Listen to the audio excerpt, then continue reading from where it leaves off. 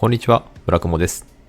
先日、千葉県にあるポルシェエクスペリエンスセンター東京に遊びに行ってきましたので、今回の動画では、こちらの施設で行われているサービスであったり、施設の中の概要について紹介していこうかなと思います。それではご覧ください。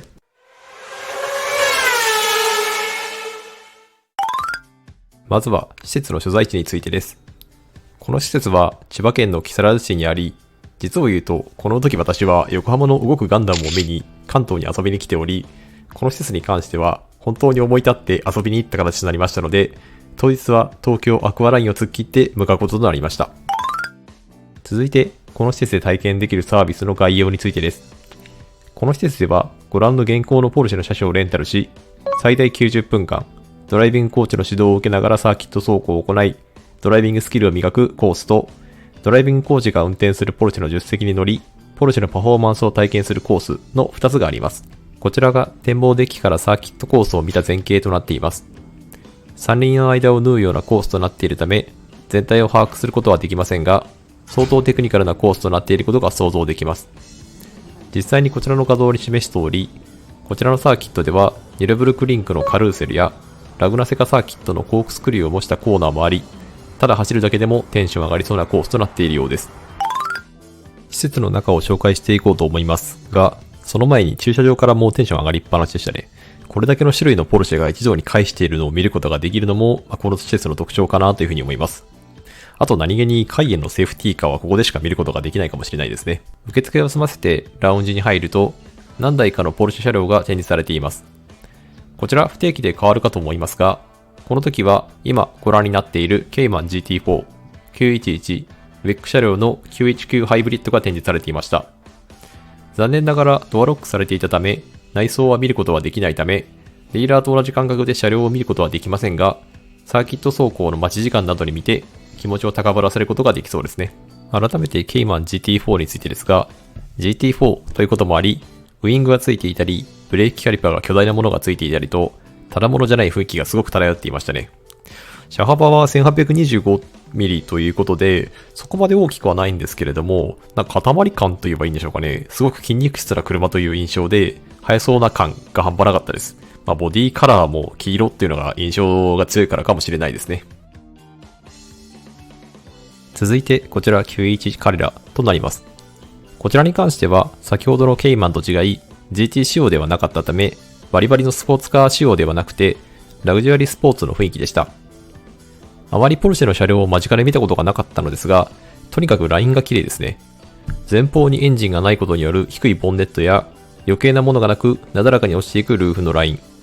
ボリューム感のあるリアフェンダーの盛り上がりなど、スポーツカーとしての機能美を追求していくと、こんな形になっていくんだろうなぁと、一人納得してしまっていました。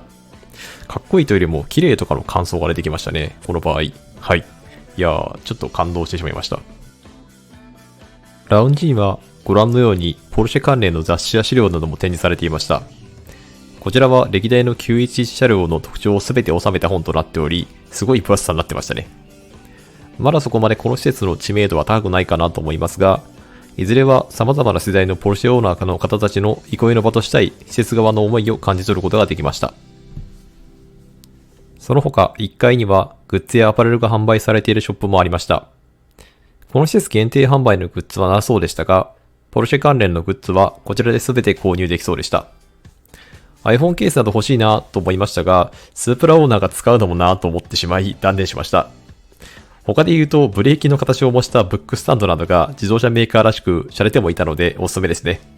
確かすごく高かったですけれども。はい。2階には先ほどお見せしたサーキットの前景が見渡せる位置にレストランが設けられていました。この日は利用できなかったのですが、ポルシェがサーキットを走っているのを見ながらの食事もいいですし、お連れの方が時間を持て余すことがないような配慮がされているのだと思います。他にも2階にはドライビングシミュレーターの体験コーナーがありました。いきなりのサーキット走行はハードルが高かったり、まだ運転免許を持っていないという人たちに対して、ポルシェのパフォーマンスを体験するきっかけになるかと思います。こちらも昨今の事情のため事前予約制となっており、今回はちょっと体験できなかったですね。やはり思いつきでの行動はダメですね。ちょっと反省しています。お待たせしました。体感での試乗となります。今回試乗するタイカンのグレードは 4S となっており、駆動方式としては 4WD であり、最高出力530馬力、最大トルクが640ニュートンとなっており、さらにその上に最近追加された GTS やターボ S がありますが、このグレードであっても圧倒的なパフォーマンスであることは間違いありません。その他のポルシェ同様、EV なので当然ですが、フロントにエンジンがないため、ボンネットフードが極端に低く、非常にシャープな見た目となっています。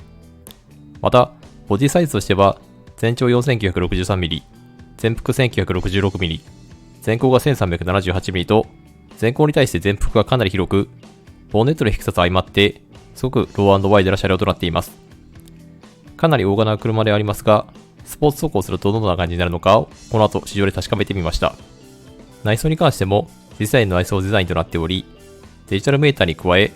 ナビ画面及びエアコンなどを操作するための画面が備え付けられ、かなり近未来感が漂う内装となっています。幅広の車両ではありますが、ボンネット左右の膨らみを運転席から捉えることができますので、車両感覚は比較的つかみやすいかと思います。試乗開始となりますが、テストコースでの試乗中の動画撮影は NG でしたので、グランツーリスモ7での映像に差し替え、サーキットコースやドリフトトライ、ブレーキレーンでの全開加速体験などを通じたレビューをお届けします。まず、スポーツ走行していて感じたのは、静粛性の高さです。これは従来のスポーツカーとは一線を画すところかと思います。同じタイミングで走っていたケイマン GT4 のマフラー音が車内に響く音の方がうるさいほどに静かでした。先日 BG4X の試乗動画でもお届けしたように、少し無機質さを感じるほどの静粛性であり、さらにこの車両の方がパワーがある車両であるため、思った以上にスピードが出ているといったタイミングが幾度もありました。この車両には運転モードによって硬さが変わる電子制御のサスペンションが装着されているため、ノーマルモード時には足回りも比較的柔らかく、静粛性で相まって快適性も非常に高そうであることが印象的でした。次に感じたのは圧倒的な動力性能です。この車両は 0-100km 加速が4秒となっており、その全開加速を体験させていただきましたが、何回もやるとドライバーも気分が悪くなりそうなほど圧倒的なものでした。また、運転モードを切り替えると、エレクトリックサウンドと呼ばれる機能がオンとなり、人工音ではありますが、高揚感も伴った気持ちのいい加速をしてくれます。人工音であっても、やはりサウンドは欲しいところですね。最後に印象的だったのが、これだけの動力性能を持て余さないボディ強度です。先ほど申し上げた圧倒的な加速力であっても、恐怖感を感じることなく、踏み切れてしまうことがすごいことだと思います。もともとターボ S という 0-100km 2.8 秒のトップグレードに対応するボディであるため、全開加速においてもボディが全くブレることなく、